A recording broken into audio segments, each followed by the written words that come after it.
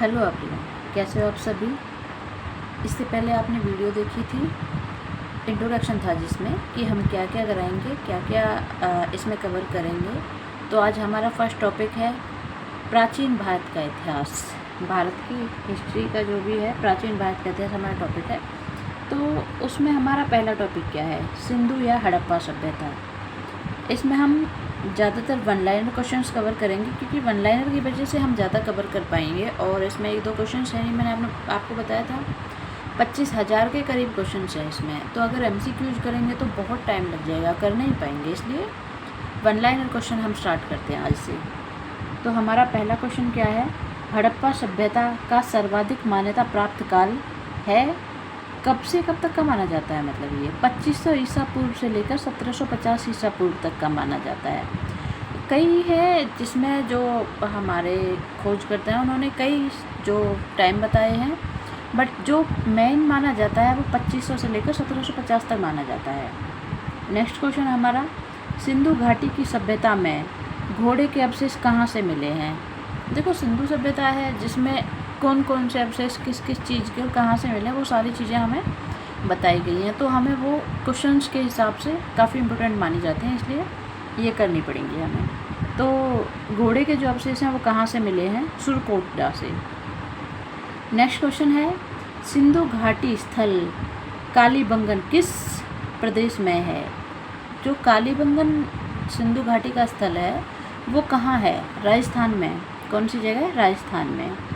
कालीबंगन से भी हमारी काफ़ी चीज़ें मिली हैं, जैसे कि चूड़ियाँ वगैरह हो गई, मेकअप का कुछ सामान मिला है। तो कालीबंगन हमारा क्या है, राजस्थान में। किस पदार्थ का उपयोग हड़प्पा काल की मुद्रा के निर्माण में मुख्य रूप से किया गया है। हड़प्पा जो हमारी सबसे पहली मुद्रा थी जिसका निर्माण किया गया, मुद्रा बनाने में जिसका निर्माण किया गया था, वो थी सेल खड़ी। सेल खड़ी का निर्माण सबसे पहले हड़प्पा काल में किया गया था। ओके,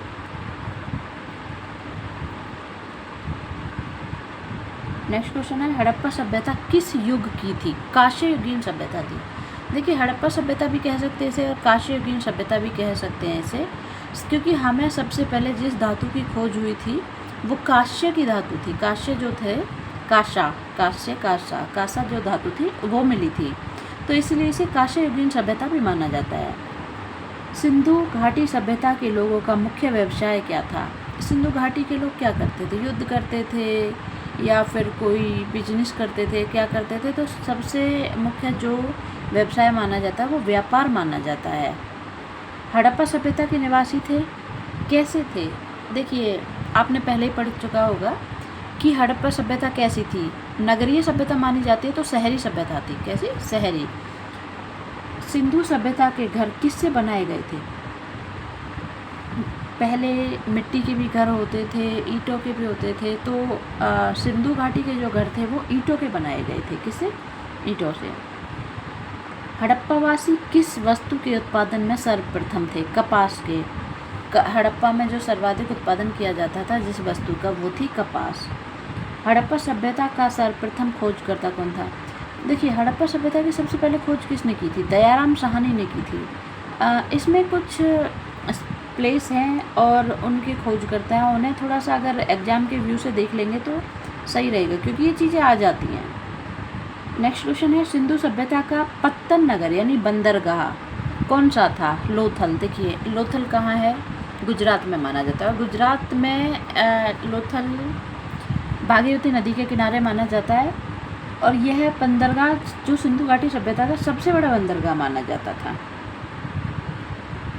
पैमाने की खोज ने यह सिद्ध कर दिया कि सिंधु घाटी के लोग माप तोल से परिचित थे। यह खोज कहाँ पर हुई थी, मतलब माप तोल की जो चीज़ें मिली थी वो हमें कहाँ से मिली थी, लोथल से मिली थी। लोथल वही जो बंदरगाह प्लेस है, कहाँ है, गुजरात में। एंड नेक्स्ट क्वेश्चन, मोहनजोदड़ो को किस एक अन्य नाम से जाना जाता था। मृतकों का टीला।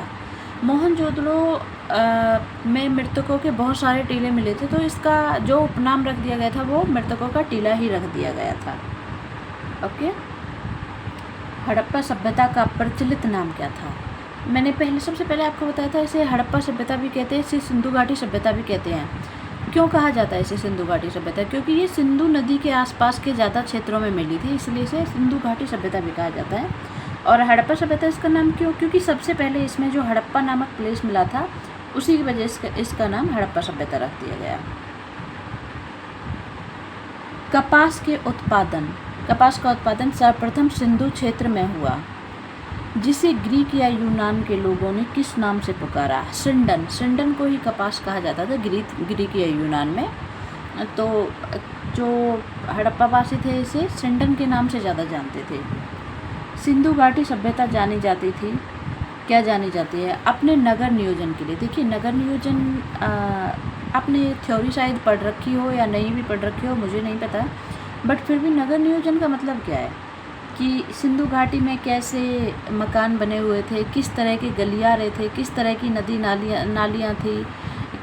आपने देखा होगा कि ग्रिड पद्धति पर बनाया गया था, शहरी सभ्यता थी यह, तो अपने नगर नियोजन के लिए बेस्ट थी। आजकल भी इतना नहीं है जितना पहले था कि घर हैं, उनके सामने जो गलियाँ हैं वो चौड़ी चौड़ी गलियाँ हैं और गलियों के दोनों साइड नालियाँ बनाई गई है, अच्छी उन्हें ढका गया था। तो इस तरह से नगर नियोजन बेस्ट था उस टाइम का। भारत में खोजा गया सबसे पुराना शहर कौन सा था? हड़प्पा। अभी मैंने आपको बताया था कि वैसे ही इसे सिंधु घाटी सभ्यता कहा जाता है, बट इसमें सबसे पहले जो खोजा गया था वो हड़प्पा था। इसी की वजह से इसका नाम हड़प्पा सभ्यता भी रख दिया गया था। ओके। भारत में चांदी की उपलब्धता के प्राचीनतम साक्ष्य मिले हैं। हड़प्पा संस्कृति से ही चांदी की उपलब्धता के भी जो सबसे पुराने साक्ष्य मिले हैं वो कहाँ से? हड़प्पा सभ्यता से ही मिले हैं।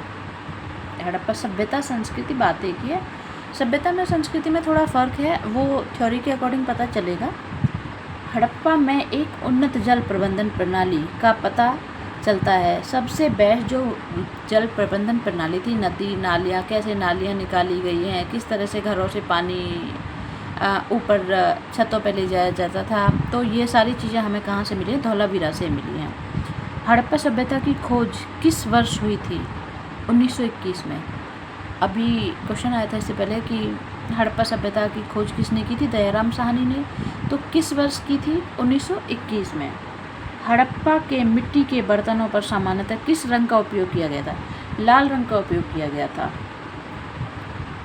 सिंधु घाटी सभ्यता की विकसित व्यवस्था में किस स्थल से घरों में कुओं के अवशेष मिले हैं? सिंधु घाटी सभ्यता में जो कुएं मिले हैं वो कहाँ से सबसे ज़्यादा मिले हैं? मोहनजोदड़ो से। सिंधु घाटी सभ्यता की खोज निकालने में जिन दो भारतीयों का नाम जुड़ा है वो हैं, अभी देखिए मैंने बताया था, दयाराम साहनी और राखलदास बनर्जी। सिंधु सभ्यता की खोज सबसे पहले दयाराम साहनी ने की थी और इनका राखलदास बनर्जी का भी नाम इससे जुड़ा हुआ है। तो नेक्स्ट हम देखते हैं। आज हम हड़प्पा सभ्यता के जो भी वन लाइनर हैं वो सारे के सारे कंप्लीट करेंगे। एक मिनट रुकिए। नेक्स्ट क्वेश्चन, रंगपुर जहाँ हड़प्पा के समकालीन व्यवस्था थी वह है सौराष्ट्र। सौराष्ट्र भी कहाँ? गुजरात में। गुजरात का ही प्लेस है, कच्छ वाला प्लेस, जिसे सौराष्ट्र कहा जाता है। तो रंगपुर कहाँ बताया गया? सौराष्ट्र में। सौराष्ट्र यानी गुजरात में। हड़प्पा और मोहनजोदड़ो की पुरातात्विक खुदाई के प्रभारी थे। मतलब हड़प्पा और मोहनजोदड़ो की जो पुरातात्विक खुदाई की थी उसके सबसे प्रमुख जो माने जाते थे, प्रभारी माने जाते थे, सर जॉन मार्शल को माना जाता था। नेक्स्ट क्वेश्चन है, किस पशु की आकृति जो मोहर पर मिली है जिससे ज्ञात होता है कि सिंधु घाटी और मेसोपोटामिया की सभ्यताओं के मध्य व्यापारिक संबंध थे? बैल।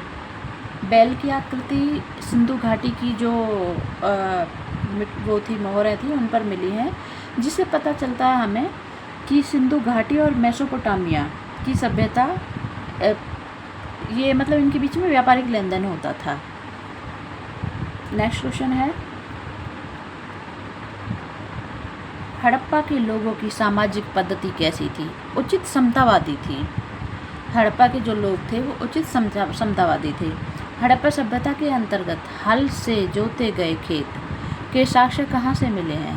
कालीबंगा। कालीबंगा या कालीबंगन बात एक ही है, जो मैंने आपको सबसे पहले ही बताया था, राजस्थान में है।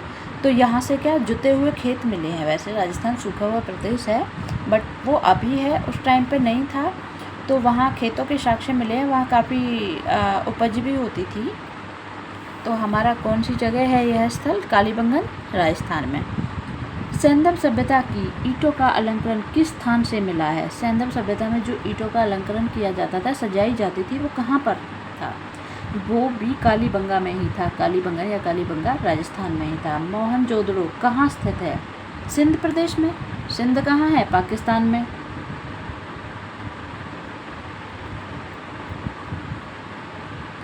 सिंधु सभ्यता में वृहद स्नानागार पाया जाता है मोहनजोदड़ो में। मोहनजोदड़ो जो है उसमें सबसे बड़ा स्नानागार मतलब नहाने का स्थान। जैसे तालाब हो गए, उस टाइम पे रानियाँ इकट्ठी होकर किसी जो कोई फंक्शन होता था उस पर नहाती थी। वो सबसे बड़ा जो तालाब या फिर स्नानागार पाया जाता है मोहनजोदड़ो में मिलता है। हड़प्पा कालीन स्थलों में अभी तक किस धातु की प्राप्ति नहीं हुई है? लोहा हड़प्पा में अभी तक नहीं मिला है। सबसे पहली धातु कौन सी बताई थी मैंने अभी? कांस्य, जो कांसा था वो बताई थी। लेकिन लोहे के साक्ष्य अभी तक नहीं मिले हैं कि उस टाइम पर लोहा था या नहीं था। किस धातु के अवशेष सिंधु घाटी सभ्यता से प्राप्त नहीं हुए? पशु के। गाय जो है, गाय के वहाँ अवशेष नहीं मिले हैं। गाय कभी शायद देखी ही नहीं गई होगी तो अवशेष नहीं मिले। अगर देखी गई होती तो कुछ ना कुछ तो मिलता ही। स्वतंत्रोत्तर भारत में सबसे अधिक संख्या में हड़प्पा युगीन स्थलों की खोज किस प्रांत से हुई है? स्वतंत्रता के बाद जो हड़प्पा युगीन स्थल थे उनमें से सबसे अधिक जो स्थान मिले हैं वो कहाँ से? गुजरात से मिले हैं। सर्वाधिक स्थान मिले हैं गुजरात से। नेक्स्ट क्वेश्चन है, किस हड़प्पा कालीन स्थल से नृत्य मुद्रा वाली स्त्री की कांस्य मूर्ति प्राप्त हुई है? नृत्य मुद्रा आपने मोहनजोदड़ो से प्राप्त हुई है। ये बहुत छोटी सी मूर्ति थी और नृत्य करती हुई मुद्रा में ये दिखाई गई थी। तो मोहनजोदड़ो से मिली है ये। हड़प्पावासी किस पशु से परिचित नहीं थे? किस धातु से परिचित नहीं थे? लोहे से परिचित नहीं थे। किस हड़प्पा कालीन स्थल से युगल समाधान के साक्ष्य मिले? युगल समाधान, जुड़वा समाधान। एक ही उसमें 2 समाधान मिले हैं, तो ये लोथल से मिले हैं। मानव समाज में विलक्षण है क्योंकि यह मुख्यतः आश्रित होता है संस्कृति पर आश्रित होता है हमारा जो मानव समाज है। सिंधु सभ्यता संबंधित है किससे? आद्य ऐतिहासिक युग से। आद्य ऐतिहासिक युग क्या होता है? देखिए, मतलब कि जहाँ से कुछ साक्ष्य तो मिले हैं बट उन्हें पढ़ा नहीं जा सकता, जिसे आद्य ऐतिहासिक युग माना जाता है। और ऐतिहासिक युग किसे माना जाता है? जिसके साक्ष्य भी है और उन्हें हम पढ़ भी सकते हैं। सिंधु घाटी की सभ्यता गैर आर्य थी क्योंकि यह थी नगरीय।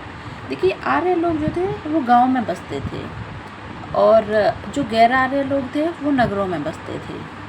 सिंधु घाटी सभ्यता को आर्यों से पूर्व की रखे जाने का महत्वपूर्ण कारण क्या था? मृदभांड। सिंधु घाटी जो सभ्यता थी आर्यों के आने से पहले की जो मानी जाती है, क्योंकि वहाँ के मृदभांड उसके बारे में बताते हैं। सिंधु घाटी संस्कृति वैदिक सभ्यता से भिन्न थी क्योंकि इसके पास विकसित शहरी जीवन की सुविधाएं थी। वैदिक काल में इतना वो नहीं था। वैदिक काल तो एक ग्रामीण सभ्यता ही मानी जाती है, लेकिन सिंधु घाटी सभ्यता को शहरी सभ्यता माना जाता है।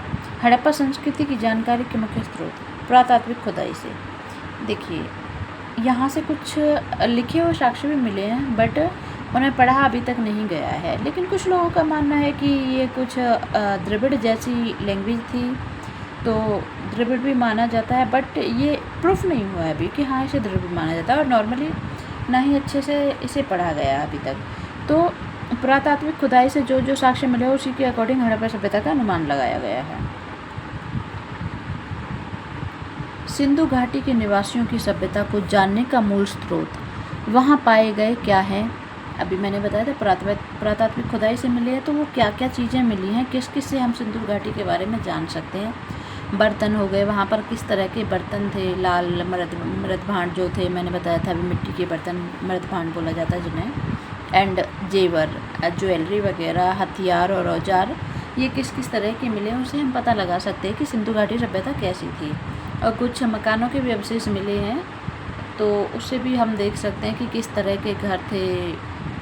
तो आज हमारे जो सिंधु घाटी सभ्यता के क्वेश्चंस थे, MCQs थे, सॉरी 1 लाइनर क्वेश्चंस, वो ख़त्म होते हैं। आज इसके लिए इतना ही। नेक्स्ट टॉपिक जो हमारा होगा वो कल स्टार्ट होगा। Thank you.